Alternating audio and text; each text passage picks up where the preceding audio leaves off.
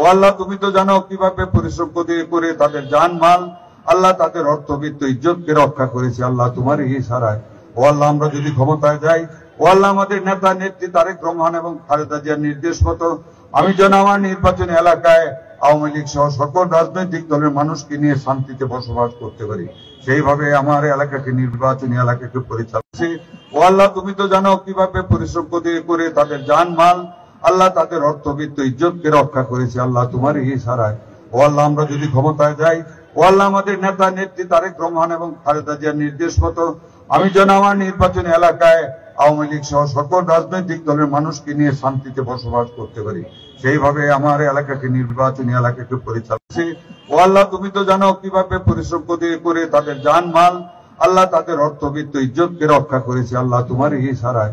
ও আল্লাহ, আমরা যদি ক্ষমতায় যাই, ও আল্লাহ, আমাদের নেতা নেত্রী তারেক রহমান এবং খালেদা জিয়ার নির্দেশ মতো আমি যেন আমার নির্বাচনী এলাকায় আওয়ামী লীগ সহ সকল রাজনৈতিক দলের মানুষকে নিয়ে শান্তিতে বসবাস করতে পারি, সেইভাবে আমার এলাকাকে নির্বাচনী এলাকাকে পরিচালনা।